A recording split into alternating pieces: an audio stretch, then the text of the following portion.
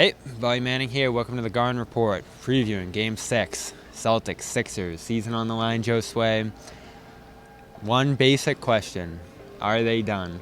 No, they're not, Bobby. They're not. They got this team's got fight in them. We just don't see it on a consistent level. And in this series, I just don't see the Celtics putting out that same type of effort 3 games in a row. 3 losses in a row. I don't think that's in the cards for them. But like you said in the other video, Game 7 is a coin flip. So none of this is ideal. But the Celtics love to make it difficult on themselves, and this is on par for what they do during the postseason. CLNS Media's Celtics coverage is brought to you by FanDuel. New customers get a no-sweat first bet up to $1,000. That's bonus bets back if your first bet doesn't win. And I don't think so either. I don't think anyone should rule this team out, especially after last year. Remember the Game 5 against Milwaukee, and a ton of questions flew their way after this. I hate those questions, by the way. Oh, isn't it good that you did this last year? Like, I don't even get the point of those questions. But it did happen last year, to the credit. Yeah. Milwaukee, Miami, they lose grueling games that looked like they were finishers, and Celtics squeak by in the Game 7s. Courtesy of Grant Williams, as well as a grind to the finish in that Miami game. That's still scary to this day. So they're capable of it, certainly.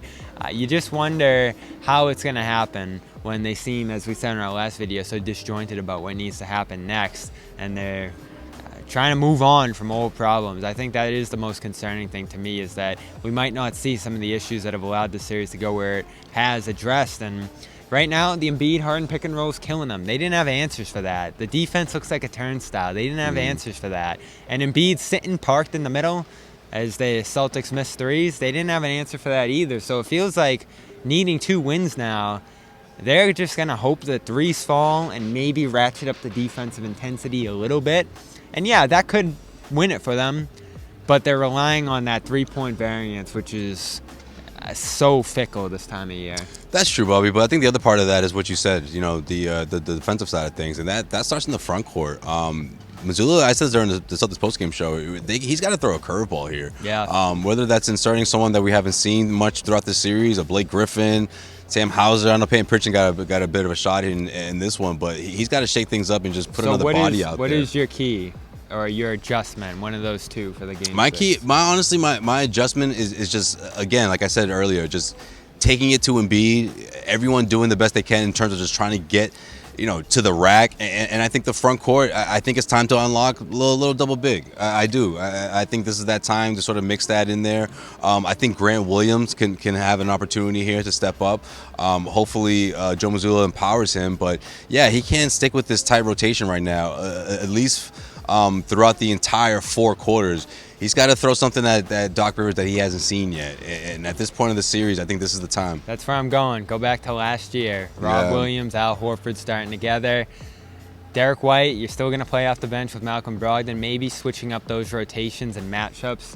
Just defensively, they got to rattle Philly, man. I've never felt the sense that these guys are right. Game 2. Game 2 was the best. Game 2 was the best performance I've seen from this team in the postseason. But since then, you haven't seen that fear in Philly. No. That it's too easy. When they feel like they're being suffocated. Yeah, it's too easy. Maybe some stretches when especially in that 4th quarter in Game 4, just the way Joel Embiid just couldn't get a shot. He got his shot punched twice. Maybe a little flashes of it, but it hasn't been consistent since Game 2. Yeah, I'm going there too. Start those double bigs.